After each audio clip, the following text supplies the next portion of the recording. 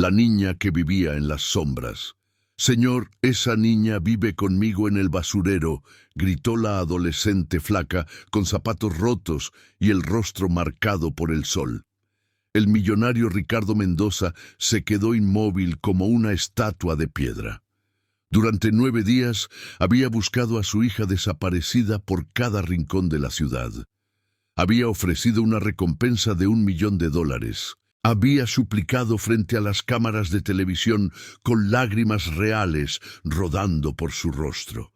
Y ahora esta chica desconocida señalaba el cartel pegado en el poste como si acabara de descubrir un secreto terrible.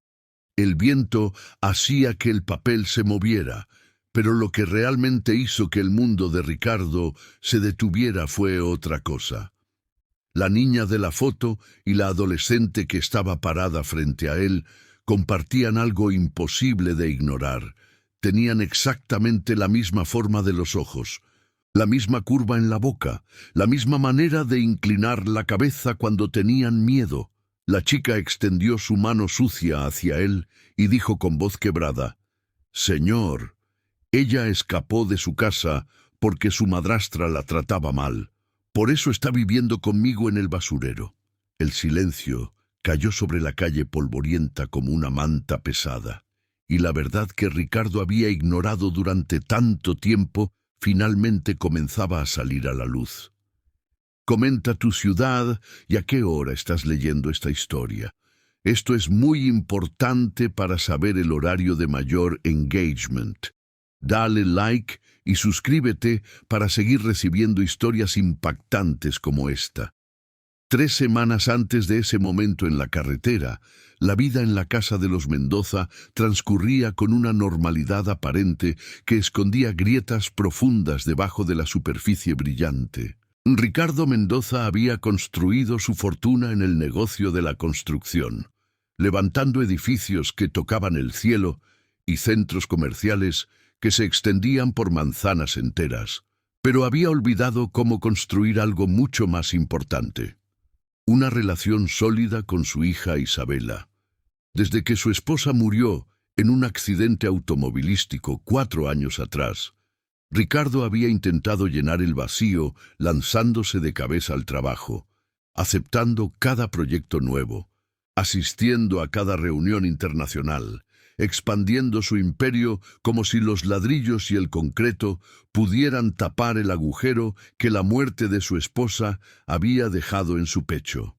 Isabela, que en ese entonces tenía solo 8 años, había aprendido a crecer prácticamente sola en aquella casa enorme, con empleados que cambiaban constantemente y un padre que siempre estaba o en la oficina o viajando a otra ciudad para cerrar otro negocio millonario. La llegada de Mónica a sus vidas había ocurrido de manera casual en una exposición de arte donde Ricardo había ido por compromiso social. Ella trabajaba como relacionista pública para la galería. Era hermosa de una manera que llamaba la atención sin ser vulgar. Sabía hablar de arte y de negocios con la misma facilidad y tenía esa habilidad especial de hacer que Ricardo sintiera que era el único hombre en la habitación cuando ella le hablaba. Comenzaron a salir discretamente al principio, cenas en restaurantes exclusivos, fines de semana en la casa de playa que Ricardo tenía pero nunca usaba. Conversaciones que se extendían hasta la madrugada sobre sueños y planes futuros. Mónica escuchaba atentamente cuando Ricardo hablaba de sus proyectos. Le daba consejos inteligentes sobre expansión de negocios. Le hacía sentir que no solo era atractivo, sino también interesante y admirado. Después de 8 meses de relación, Ricardo decidió que era momento de formalizar las cosas y le propuso matrimonio en un viaje a París, con la Torre Eiffel iluminada de fondo y un anillo de diamantes que costaba lo mismo que una casa completa. Isabela se enteró del compromiso cuando su padre la sentó en el sofá de la sala principal y le explicó con una sonrisa nerviosa que había conocido a alguien especial, que se iba a casar, que Mónica sería una figura materna para ella y que finalmente tendrían una familia completa nuevamente. Isabela tenía 12 años en ese momento y era lo suficientemente inteligente para entender que los adultos tomaban decisiones sin realmente consultarle a los niños lo que sentían al respecto. Asintió con la cabeza. Dijo que estaba feliz por él, porque eso era lo que se esperaba que dijera. Y subió a su habitación, donde pasó el resto de la tarde mirando las fotografías de su madre que guardaba en una caja especial debajo de su cama.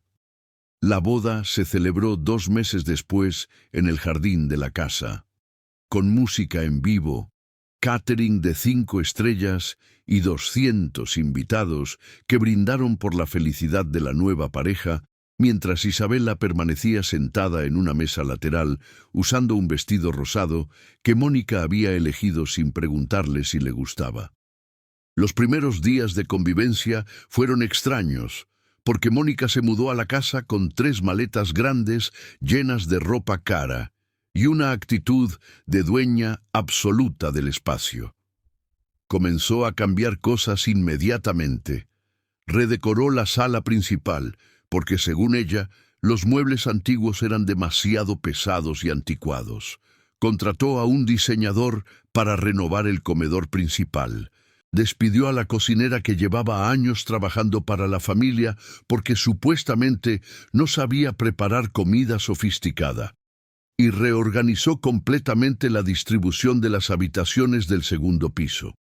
Ricardo estaba demasiado ocupado cerrando un contrato enorme para la construcción de un complejo hotelero en la costa como para prestar atención a los cambios domésticos. Simplemente firmaba los cheques que Mónica le pedía y confiaba en que ella sabía lo que hacía para mejorar el ambiente del hogar.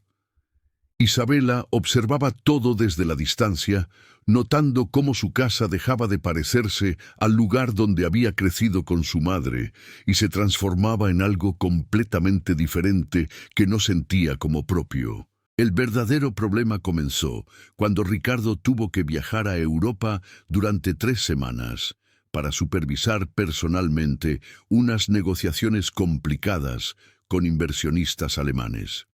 Fue la primera vez que Isabela y Mónica se quedaban completamente solas, sin la presencia mediadora de Ricardo, y fue entonces cuando la máscara perfecta de Mónica empezó a resquebrajarse, revelando algo oscuro debajo. La primera mañana, después de que Ricardo se fue, Isabela bajó a desayunar a las 7:30, como siempre hacía antes de ir a la escuela, pero encontró la cocina completamente vacía, sin rastro de comida preparada. Cuando preguntó dónde estaba el desayuno, Mónica apareció en bata de seda tomando café y le dijo con una sonrisa fría que ya tenía 12 años y era perfectamente capaz de prepararse su propio desayuno, que ella no era su empleada ni su sirvienta, que las niñas mimadas como Isabela necesitaban aprender a valerse por sí mismas si querían sobrevivir en el mundo real. Isabela preparó cereal con leche en silencio, sintiendo una opresión extraña en el pecho. Pero se dijo a sí misma que quizás Mónica tenía razón y ella había estado demasiado acostumbrada a que otros hicieran todo por ella. Los días siguientes fueron progresivamente peores, de maneras que eran difíciles de explicar pero fáciles de sentir.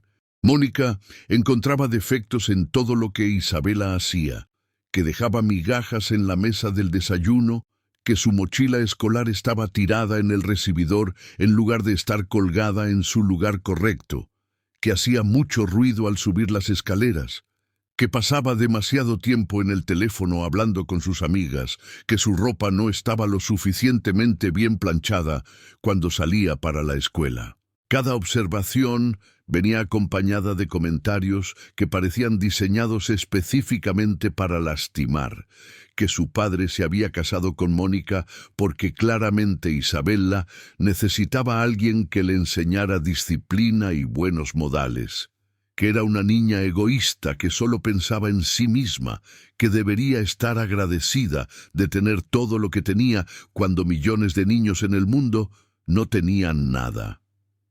Isabela intentó defenderse las primeras veces, explicando que sí recogía sus cosas o que no estaba haciendo ruido intencionalmente. Pero Mónica tenía una manera de torcer cada explicación para hacer que Isabela pareciera una niña respondona y malcriada que no aceptaba correcciones. La situación empeoró drásticamente cuando Isabela llegó a casa un día con una calificación baja en un examen de matemáticas. Había sacado un 6 sobre 10.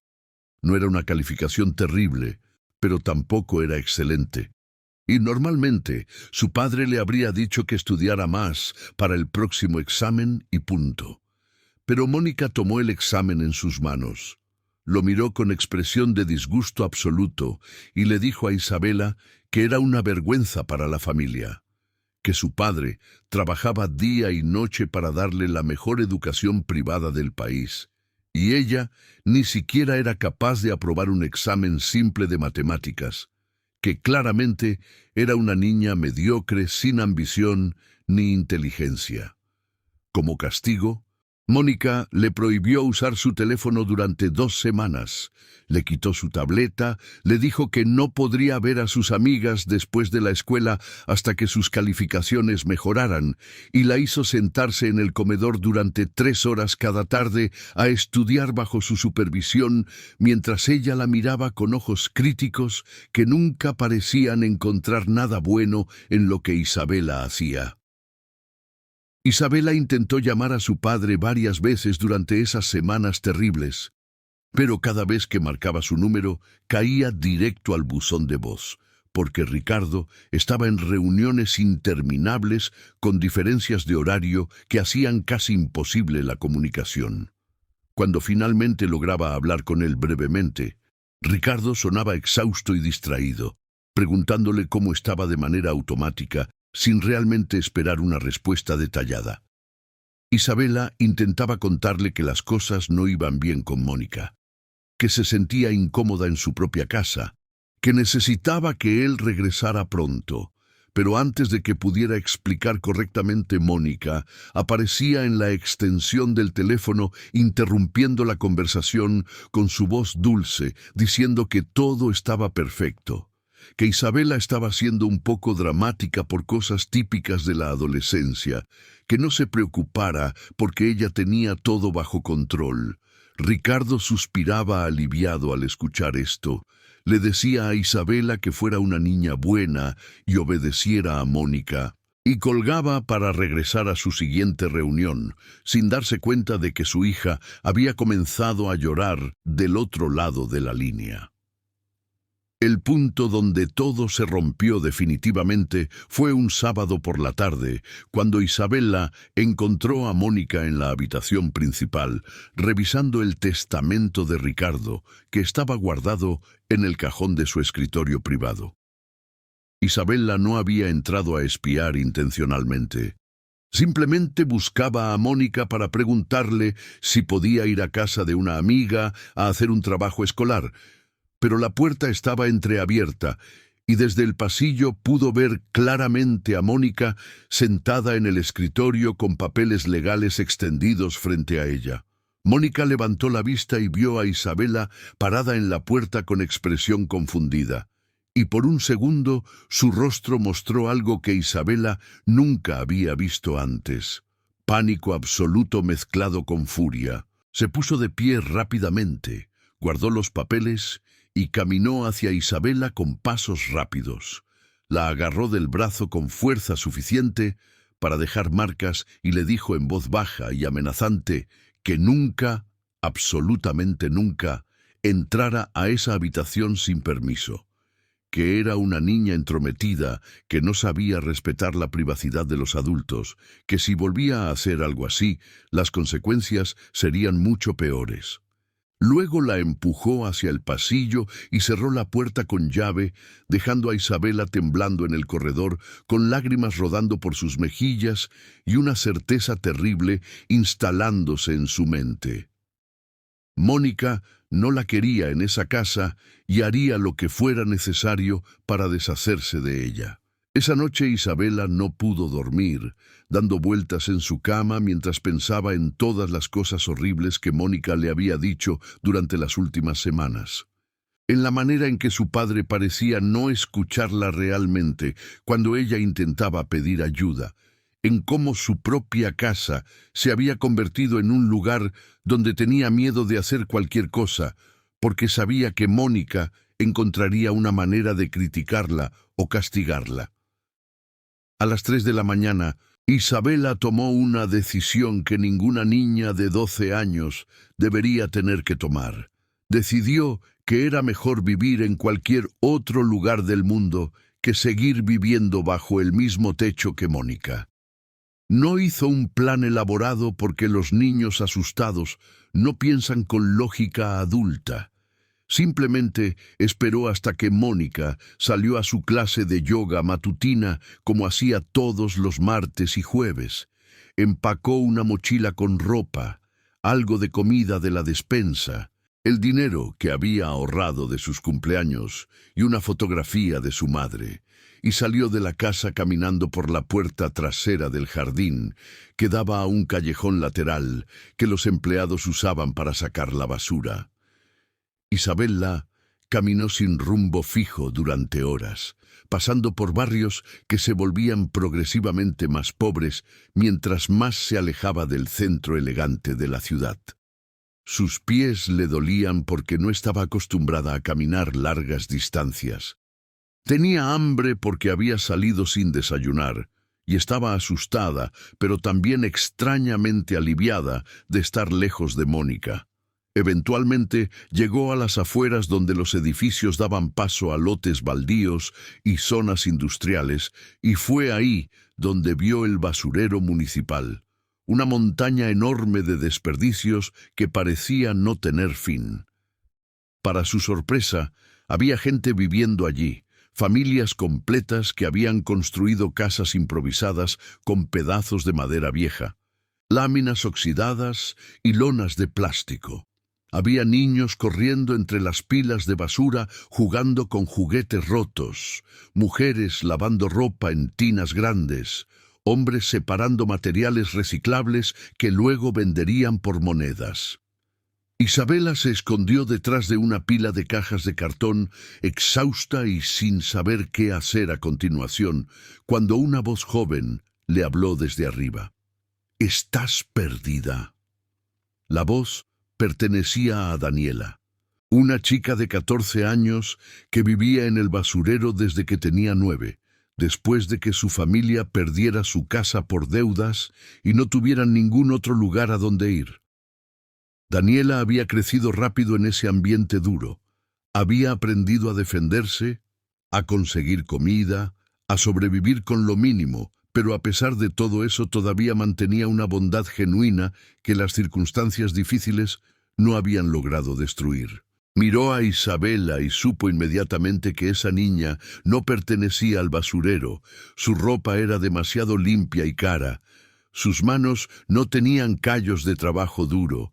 Sus ojos mostraban el tipo de miedo que solo tienen las personas que nunca han conocido verdadera pobreza. Daniela bajó de la pila de basura donde estaba parada y se sentó junto a Isabela sin hacer preguntas invasivas. Simplemente le ofreció una botella de agua y un pedazo de pan que había conseguido de una panadería que donaba lo que no vendía al final del día. Isabela aceptó la comida con manos temblorosas y comenzó a llorar sin poder controlarse, liberando toda la tensión y el miedo acumulado. Daniela esperó pacientemente hasta que las lágrimas disminuyeron y entonces le preguntó con voz suave si quería hablar sobre lo que había pasado. Isabela le contó todo entre sollozos, sobre su padre que nunca estaba, sobre Mónica que la trataba mal cuando estaban solas, sobre sentirse invisible en su propia casa, sobre tener tanto miedo de lo que Mónica podría hacer que había preferido huir.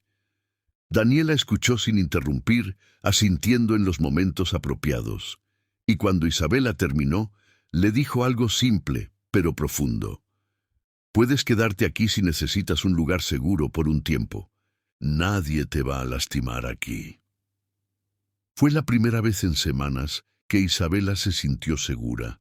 Y aunque el lugar era sucio y olía terrible, y no tenía ninguna de las comodidades a las que estaba acostumbrada, había algo en la presencia de Daniela que le daba paz. Los días en el basurero fueron una educación brutal sobre cómo vivía la otra mitad del mundo. Daniela le enseñó a Isabela cómo encontrar cosas útiles entre la basura, cómo limpiar botellas de plástico para venderlas a los centros de reciclaje, cómo conseguir agua limpia del grifo público que estaba a 20 minutos caminando, dónde pedir comida en los restaurantes que a veces daban sobras al final del día. Isabela aprendió a dormir en un colchón delgado lleno de bultos sobre un piso de tierra, a lavar su ropa en un lavadero comunitario compartido por 50 familias, agradecer por un plato de arroz con huevo como si fuera un banquete de 5 platos. Pero lo más importante que Isabela descubrió en medio de la basura y la pobreza fue algo que nunca tuvo en su mansión: una amiga verdadera que la cuidaba sin esperar nada a cambio. Daniela compartía con ella la poca comida que conseguía, la protegía cuando algunos de los niños mayores intentaban burlarse de sus manos suaves que no sabían trabajar. Le enseñaba a ser fuerte sin perder la esperanza de que las cosas podían mejorar algún día. Mientras Isabela vivía escondida en el basurero, aprendiendo lecciones duras sobre supervivencia y amistad verdadera, el mundo que había dejado atrás se volvía loco con su desaparición. Ricardo había regresado de su viaje a Europa, orgulloso de haber cerrado el mejor negocio de su carrera, esperando encontrar su casa en orden y tal vez celebrar con su familia. Pero en lugar de eso, encontró a Mónica llorando histéricamente en la sala principal, rodeada de policías que tomaban notas en libretas pequeñas. Cuando Mónica vio a Ricardo entrar por la puerta, corrió hacia él sollozando y le dijo que Isabela había desaparecido hacía 2 días, que había salido de la casa sin decir nada, que ella había buscado por todas partes sin encontrar rastro alguno. Ricardo sintió que el piso se abría bajo sus pies. Todas sus preocupaciones sobre contratos y negocios se evaporaron instantáneamente, reemplazadas por un terror absoluto que le apretaba el pecho, haciendo difícil respirar. La investigación policial comenzó inmediatamente, pero no arrojaba resultados prometedores. Las cámaras de seguridad de la casa mostraban a Isabela saliendo sola por la puerta trasera con una mochila.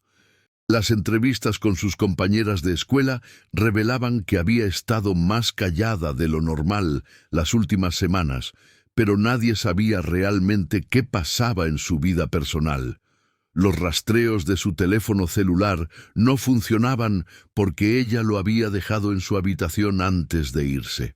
Ricardo se sumergió en la búsqueda con una desesperación que bordeaba la locura.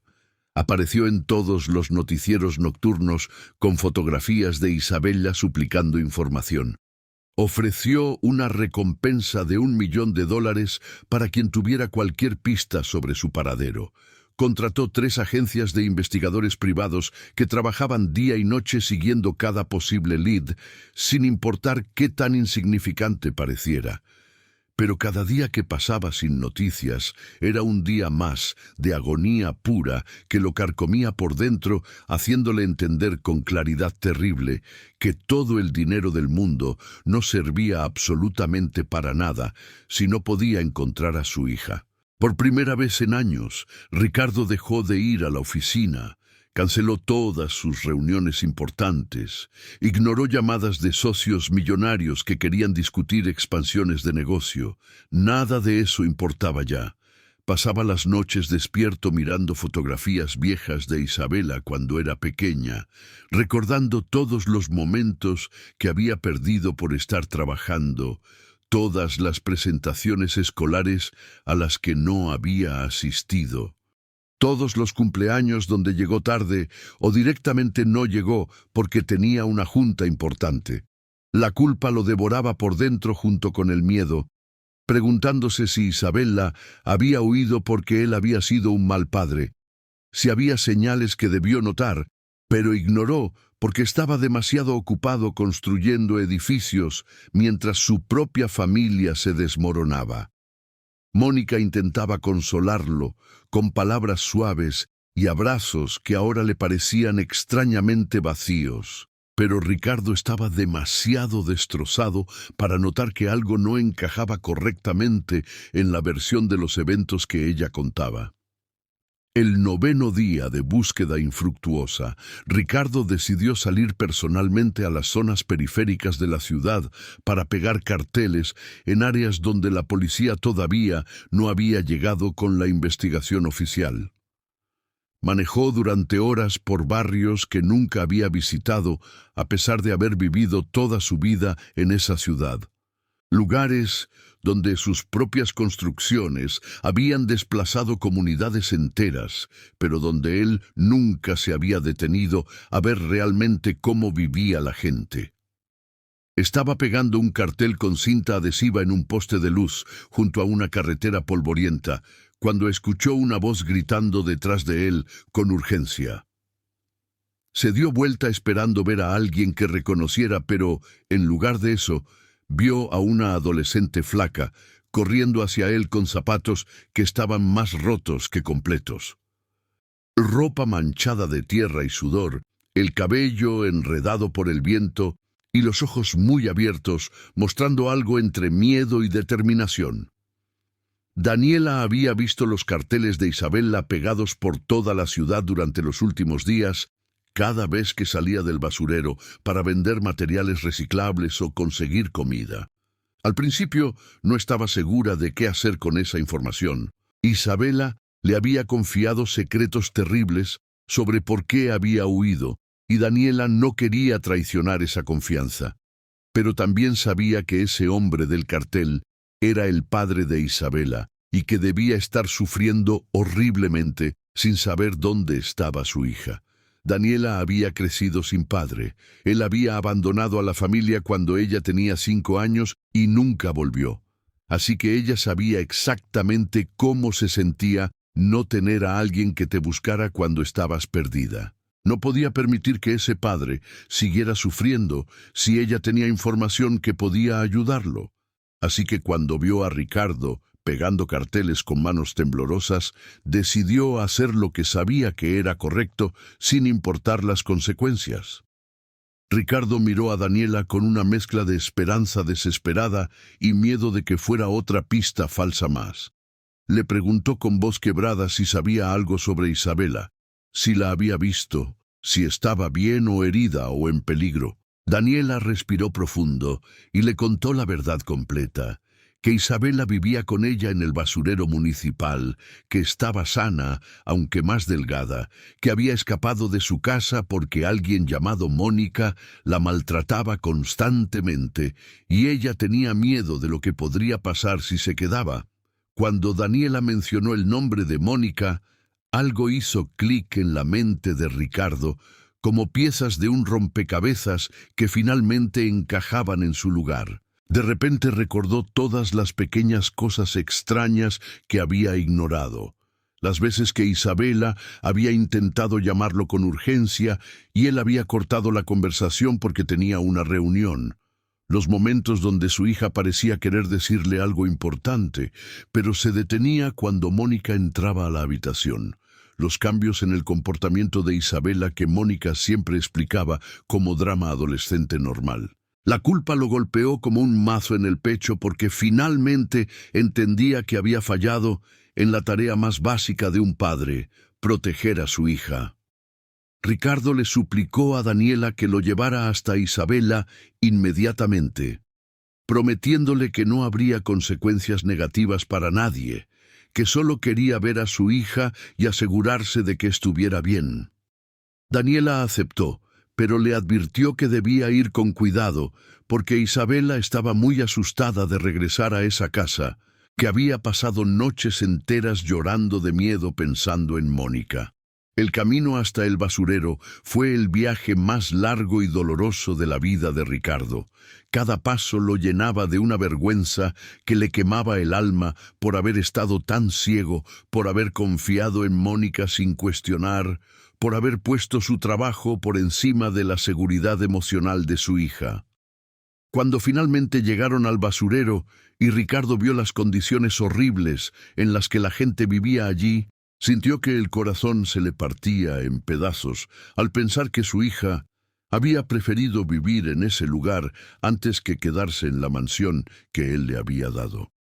Isabela estaba sentada junto a la estructura improvisada donde dormía cuando vio a su padre aparecer caminando entre las pilas de basura con Daniela guiándolo.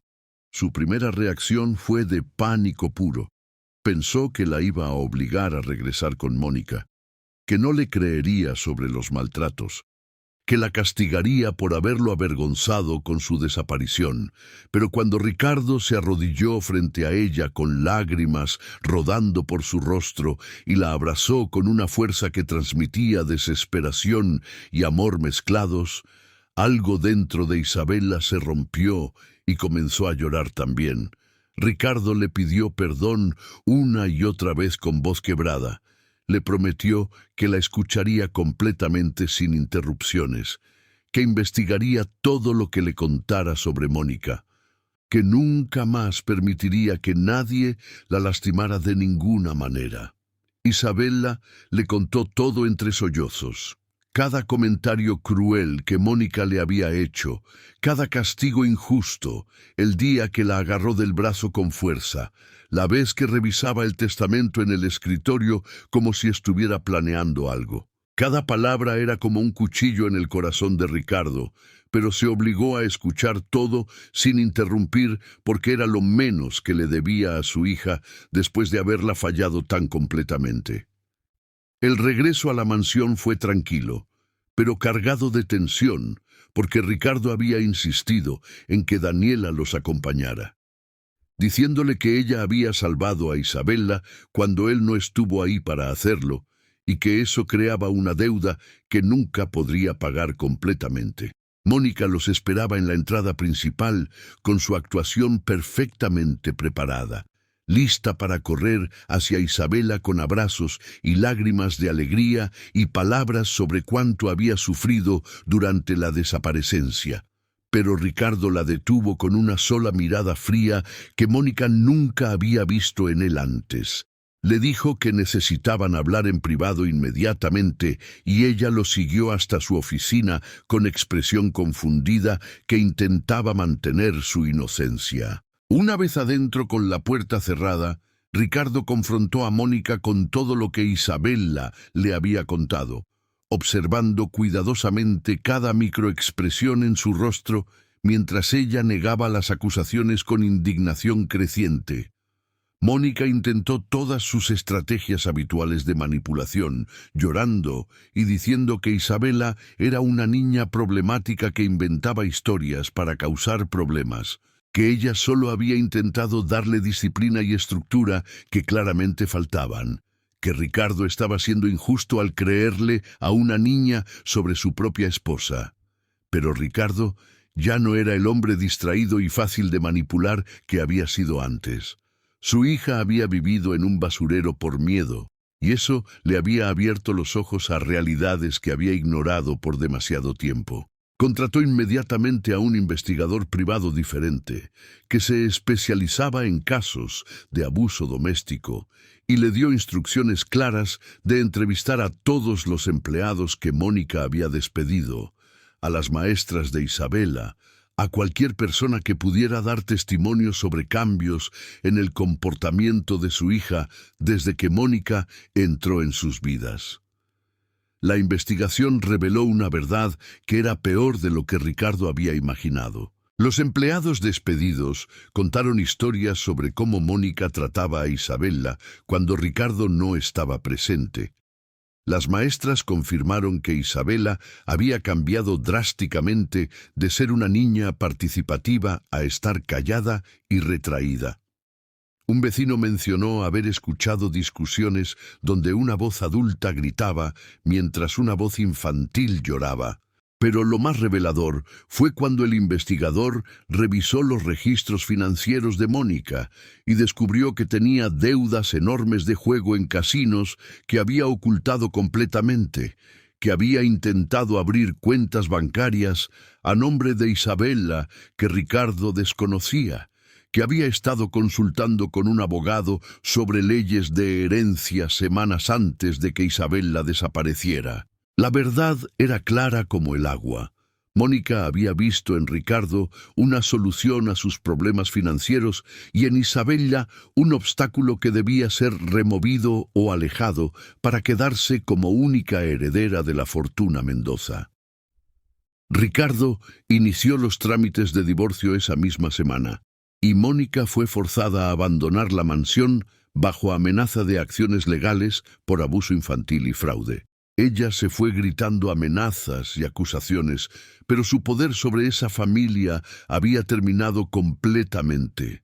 La casa respiró diferente una vez que ella se fue, como si las paredes mismas suspiraran con alivio.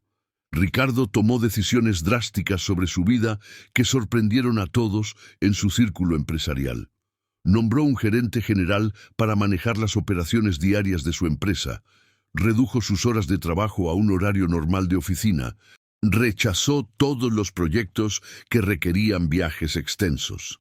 Aprendió que ser un padre exitoso era más importante que ser un empresario exitoso, que ninguna cantidad de dinero valía la pena si significaba perder la relación con su hija.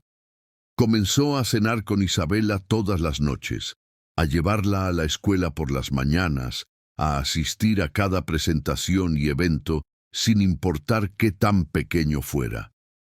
Estaba reconstruyendo una relación que casi pierde para siempre. Daniela se mudó a la casa también después de que Ricardo iniciara trámites de acogida temporal con planes de adopción eventual. Ver a las dos chicas juntas le recordaba todos los días que los verdaderos héroes no siempre vienen de lugares esperados, que una adolescente del basurero había tenido más valor moral y compasión que muchos adultos con educación universitaria que él conocía. Daniela floreció en ese nuevo ambiente, pero nunca olvidó de dónde venía ni a las personas que todavía vivían en el basurero. Convenció a Ricardo de usar parte de su fortuna para construir un centro comunitario cerca del basurero municipal con aulas educativas, un comedor donde los niños pudieran recibir comidas nutritivas y programas de capacitación laboral para los adultos. Fue el primer proyecto de construcción de Ricardo que sintió que verdaderamente importaba porque estaba ayudando a personas reales en lugar de solo hacer dinero. Meses después, en una tarde soleada en el jardín de la mansión, Ricardo observaba a Isabella y Daniela riéndose mientras jugaban con un perro que habían adoptado del refugio local. Isabella había recuperado su sonrisa genuina, aunque todavía tenía pesadillas ocasionales donde despertaba asustada llamando a su padre. Pero cada vez Ricardo estaba ahí para calmarla y recordarle que estaba segura y amada. Daniela estaba estudiando en la misma escuela privada que Isabella, descubriendo talentos académicos que nunca había tenido oportunidad de desarrollar cuando vivía en el basurero, soñando con ser trabajadora social para ayudar a otros niños en situaciones difíciles. Ricardo reflexionaba sobre todo lo que había aprendido de la manera más dolorosa posible. Entendió que los niños no siempre piden ayuda en voz alta. A veces simplemente se vuelven más callados y retraídos, esperando que alguien note su dolor. Aprendió que estar físicamente presente no significaba nada si no estaba emocionalmente disponible para escuchar verdaderamente lo que su hija necesitaba decirle. Comprendió que el éxito profesional era vacío si venía a costa de fallar en las relaciones más importantes de la vida. La historia de Isabela y Daniela se convirtió en un recordatorio silencioso para Ricardo sobre lo que realmente importaba en la vida. Nunca volvió a ser el hombre obsesionado con el trabajo que había sido. Encontró un equilibrio que le permitía ser exitoso profesionalmente sin sacrificar su rol como padre. Las dos chicas crecieron juntas como hermanas verdaderas, cada una enseñando a la otra sobre mundos diferentes, pero unidas por una experiencia compartida que las había hecho más fuertes. La mansión Mendoza seguía siendo grande y lujosa, pero ahora estaba llena de algo mucho más valioso que antigüedades caras y obras de arte. Estaba llena de risas genuinas, de conversaciones honestas durante las cenas, de abrazos espontáneos, de amor que había aprendido a manifestarse en acciones diarias en lugar de solo palabras vacías. Y aunque el camino hasta llegar ahí había sido doloroso y aterrador, todos ellos sabían que ahora tenían algo que ninguna cantidad de dinero podía comprar: una familia real construida sobre verdad, perdón y amor incondicional que había sobrevivido a la prueba más difícil. Si esta historia te llegó al corazón, si te hizo pensar en la importancia de estar realmente presente para las personas que amas, y no solo físicamente, sino también emocionalmente, dale like y compártela para que llegue a más personas. Suscríbete al canal para recibir más historias que nos recuerdan las lecciones importantes de la vida. Comenta qué reflexión te llevas de esta historia y cómo puedes aplicarla en tu propia vida. Tu apoyo nos motiva a seguir creando contenido que toca corazones y cambia perspectivas. Nos vemos en la próxima historia que tenemos preparada para ti.